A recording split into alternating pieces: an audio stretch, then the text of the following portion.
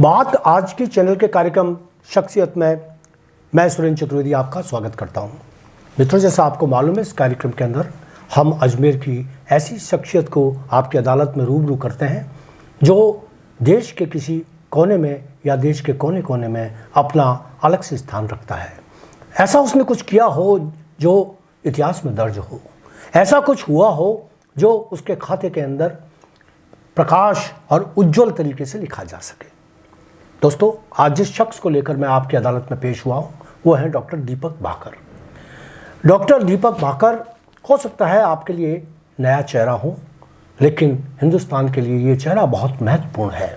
महत्वपूर्ण इस सिलसिले में है कि मोदी सरकार का जो उपक्रम है HSCC यानी कि हॉस्पिटल सर्विस कंसल्टेंसी कॉरपोरेशन, इसके आप स्वतंत्र निदेशक हैं। और स्वतंत्र निदेशक होना एक बहुत बड़ी बात होती है, क्योंकि पूरे हिंदुस्तान के अंदर एक ही स्वतंत्र निदेशक हैं जो अपनी पारी खेल रहे हैं। और किस तरीके से, अब आप पूछेंगे कि ये संस्था है क्या। संस्था हॉस्पिटल से जुड़ी हुई संस्था, जितने मेडिकल कॉलेज भारतवर्ष में बनाए जाते हैं, उनको जब दस्तावेजी स्वरूप लेते हैं वो, तब से लेकर जब तक वो बनते हैं उसका पूरा निर्देशन आपके निर्देशन में होता है। तो ये एक बहुत महत्वपूर्ण पद है, क्योंकि देश के अंदर कोने कोने में, राज्य के अंदर कोने कोने में आजकल नए मेडिकल कॉलेज खोले जा रहे हैं। और मोदी सरकार ये चाहती है कि मेडिकल कॉलेज की दृष्टि से और स्वास्थ्य की दृष्टि से पूरा देश आत्मनिर्भर हो जाए। डॉक्टर साहब, मैं आपका स्वागत करता हूं। आप आए हमारी चैनल पर, इसके लिए आपका बहुत बहुत आभार। सबसे पहले मैं आपसे ये सवाल पूछना चाहूँगा कि आपकी संस्था के बारे में आप डिटेल से बताएं, फिर मैं आपके बारे में जानना चाहूँगा। जी बिल्कुल। पहले अपनी संस्था के बारे में बताएं। देखिए, प्रधानमंत्री जी जब पिछले 10 साल के लगभग के अंदर जब आए, तो उनका स्वास्थ्य सेवाओं को लेकर के एक उनका निर्णय था, एक फैसला था कि किस तरह देश के कोने कोने के अंदर बेहतर, सुदृढ़ और एक अच्छी स्वास्थ्य सेवाओं को पहुंचाया जाए। उसके लिए बहुत ज़रूरी था कि हमें डॉक्टर पेशेंट रेशियो को ठीक करना, और दूसरा एक काम था कि इंफ्रास्ट्रक्चर डेवलपमेंट की बात आए।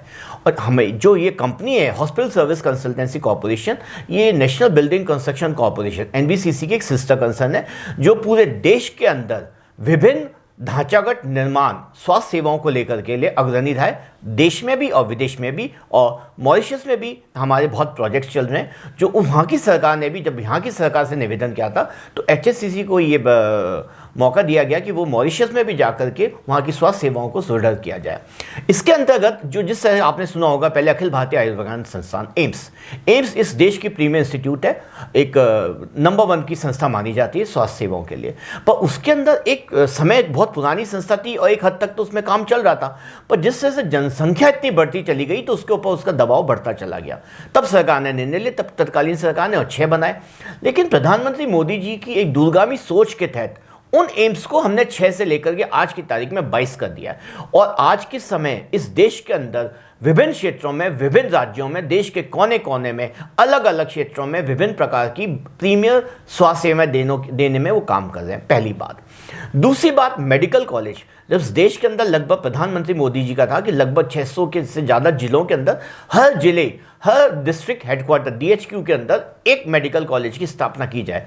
आपको इस बात को जान करके मैं आपको बताना चाहूँगा कि आज भी राजस्थान के अंदर कम से कम 6 से लेकर 11, जो एक राज्य सरकार 5 कर रही है, बाकी 6 जगह मेडिकल कॉलेज के अंदर HSCC के द्वारा किया जा रहा है। हमारा काम होता है प्लानिंग से लेकर के कमिश्नरिंग तक, यानी कि जब हम सामने जाते हैं तो एक खाली स्थान से लेकर के उस अस्पताल को चलाने तक की जिम्मेदारी इस संस्था के अंतर्गत होती है। इसके अलावा जो ICU है उसके अंदर भी इसका है काम है कि जो अभी करीबन 1200 इंटेंसिव केयर यूनिट्स इस देश के विभिन्न अस्पतालों में जो शुरू करेंगे, वो भी हमारी ही संस्था और कंपनी द्वारा किए जाएंगे।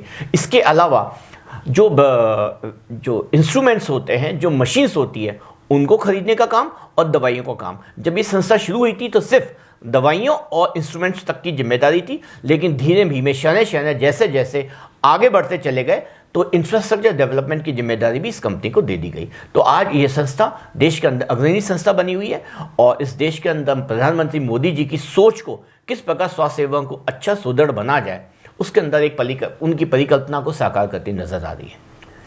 डॉक्टर साहब, एक प्रश्न ये उठता है कि अब तक आपके कार्यकाल के अंदर आपने जितना भी काम किया, तो उस कार्यकाल के अंदर एक तो समय कितना हुआ और उस समय की उपलब्धियां क्या क्या रही? जी बिल्कुल। अभी विगत 2 वर्षों में, क्योंकि हर पॉलिसी प्लानिंग जो कंपनी मामलात एक भारत सरकार का मंत्रालय है, जो उसकी जो भी कंपनी मामलात के तहत हर जगह जो बोर्ड ऑफ डायरेक्टर्स की भी कंपनी में होगा, ये सीए और बाकी बिजनेस वाले लोग बेहतर समझते होंगे जो बड़ी कंपनियां चलाते हैं, चाहे वो अंबानीज हो चाहे उससे लेकर के नीचे तक की छोटी कंपनी, हर जगह कंपनी को चलाने की जिम्मेदारी किसी भी, चाहे वो सरकारी हो चाहे वो प्राइवेट हो, एक बोर्ड ऑफ डायरेक्टर्स को होती है, जिसके अंदर चेयरमैन होता है, मैनेजिंग डायरेक्टर्स होता है, एग्जीक्यूटिव डायरेक्टर्स होते हैं जो कंपनी के पेरोल पे होता है, बाकी इंडिपेंडेंट डायरेक्टर्स होते हैं। इंडिपेंडेंट डायरेक्टर्स यानी कि वो बोर्ड के अंदर हर महत्वपूर्ण निर्णय लेने के अंदर साझेदार होते हैं और उनकी उसमें बड़ी प्रभावी भूमिका रहती है। मेरे साथ भी कोई कम से कम 3 पूर्व आईएएस थे और 3 अभी वर्तमान आईएएस अधिकारी भी थे, जिनके अंदर एक एक पहलू के अंदर विस्तृत चर्चा की जाती है और कैसे उस कंपनी को आगे बढ़ा जाए उसमें काम किया जाता है। उसमें प्रधानमंत्री जी जब हमें संबोधन किया था तो इस बात पे उन्होंने जोर दिया था कि हम इस कंपनी को कैसे आगे बढ़ा जाए और हमारा उसमें क्या मैक्सिमम योगदान हो सकता है उसमें काम करें। मैं एक बड़ी रोचक आपको बात बताना चाहूँगा कि पहले क्या होता था, आपने ध्यान दिया होगा, पहले 10 वर्ष के पहले कभी बोर्ड और निगमों में बहुत नियुक्ति की जाती थी, केंद्र सरकार राज्य सरकार में, पर अब केंद्र सरकार ने कह दिया बोर्ड और निगम एक वित्तीय भाग का काम करते हैं कई संस्थानों पर।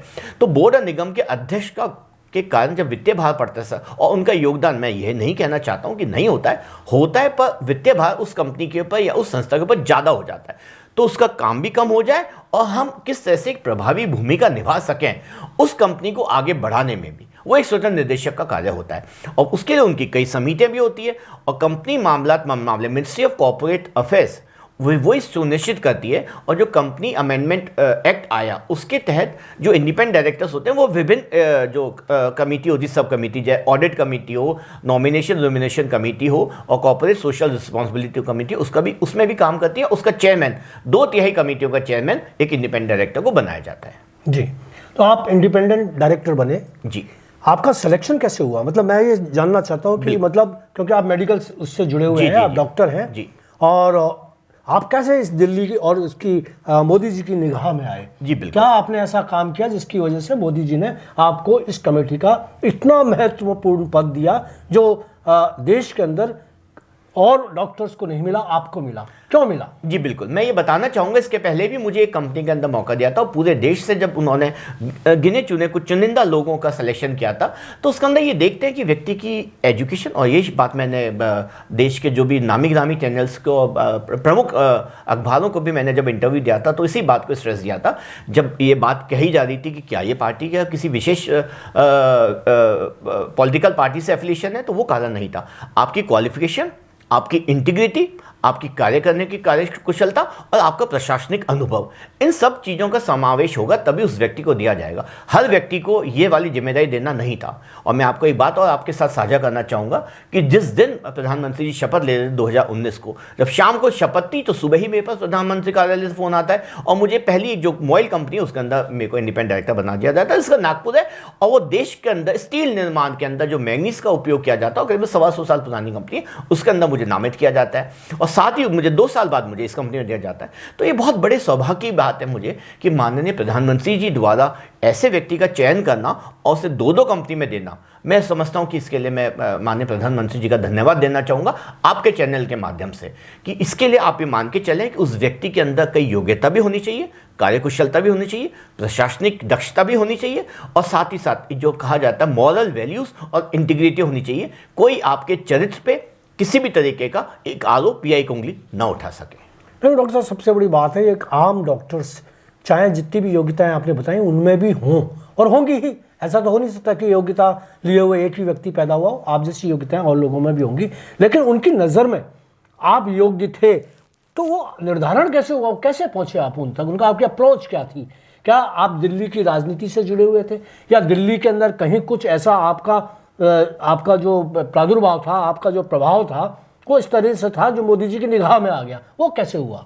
जी देखिए, माननीय प्रधानमंत्री जी की ने जब इस बात के लिए पूरे देश से उन्होंने कहा था कि मैंने करीबन 250 के आसपास लोग छांटे थे और सबसे पहले उन्होंने शायद 40 के लोग बाग पूरे देश से चयन किए थे। 2019 के अंदर की मई की बात है ये, तो आज से लगभग 5 साल पहले जब उन्होंने चयन किया था तो वो जानते थे कि जिस व्यक्ति के पास प्रशासनिक अनुभव है, मैं ये तो नहीं कहता कि मैं कोई विशेष दक्षता रखता हूँ, पर हाँ मेरे पास एक देश के जो केंद्र के जो विभिन्न मंत्रालय जैसे इस्पात का मंत्रालय, उद्योग वाणिज्य का मंत्रालय, खेल मामले एंड युवक कल्याण वाला मंत्रालय और एक और है जो शहरी विकास मंत्रालय, मुझे इन मंत्रालयों में काम करने का तत्कालीन अटल जी की सरकार में एक मौका मिला था। तो मुझे उस समय के जो प्रशासनिक अनुभव का जो मुझे लाभ मिला था, मुझे लगता है शायद उस बात को उन्होंने जब सोचा होगा कि एक ऐसा व्यक्ति है जिसके पास MBBS MBD की डिग्री के साथ साथ एक लंबा प्रशासनिक अनुभव भी है, तो क्यों ना उसको देश सेवा के अंदर एक मौका दिया जाए।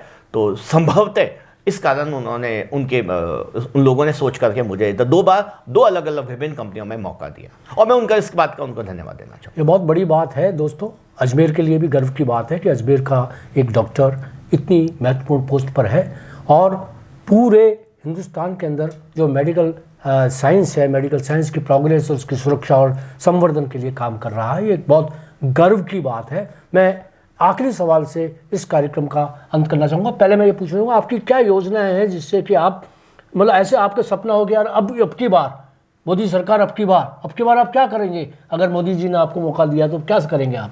देखिए, अभी इस कंपनी को लेकर के, इस विशेष कंपनी की अगर आप बात करना चाहेंगे तो इन कंपनी का जो विजन प्लान है, जो डॉक्यूमेंट प्लान होता है, जो हम अगले 15 साल की योजना के साथ लेकर के आते हैं और जिससे फिर माननीय प्रधानमंत्री जी कार्यालय से जो मंजूरी मिलती है, उसके तहत हमारा प्लान है जो उन्होंने पहले बोला कि हर जिला स्तर पे, हर DHQ पर मेडिकल कॉलेज स्थापना की जाए, हर कोने कोने के अंदर चिकित्सा सुविधा के साथ साथ एक क्वालिटी कंट्रोल की दवाइयों के साथ भी दिया जाए। आपने ध्यान दिया होगा, अभी दिल्ली के अंदर कहा गया था कि बहुत दो दवाइयाँ जो दी गई थी उसके अंदर 1 करोड़ रुपए का घोटाला निकला था क्योंकि क्वालिटी कंट्रोल से वो नहीं मैनेज थी।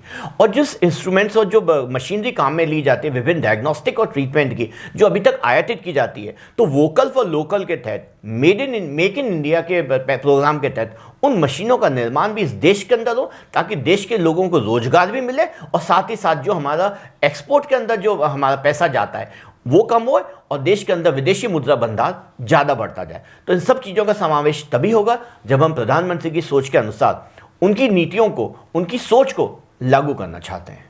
तो ये बात निश्चित है कि आप प्रधानमंत्री मोदी जी के चिकित्सा सपनों को पूरा करने के लिए दृढ़ प्रतिज्ञ हैं। मैं आपको शुभकामनाएं देता हूं। आपने हमारे दर्शकों को अपनी संस्था के बारे में बताया, अपने बारे में बताया, यह जानकर मुझे खुशी हुई। मुझे दोस्तों आपको यकीन होगा कि ऐसे व्यक्ति जो अजमेर से बाहर अपनी पहचान देते हैं, उनका निश्चित रूप से भव्य स्वागत किया जाना चाहिए। मैं तो ये चाहता हूं कि आप ऐसे व्यक्ति को, इनकी योग्यताओं को निर्धारित करें, मन में सोचें और यदि कहीं और भी आपको यह चेहरा नज़र आता हो तो उसको मान्यता दें, उसको आगे बढ़ाएं। इतना ही कहना है आज मेरा। धन्यवाद।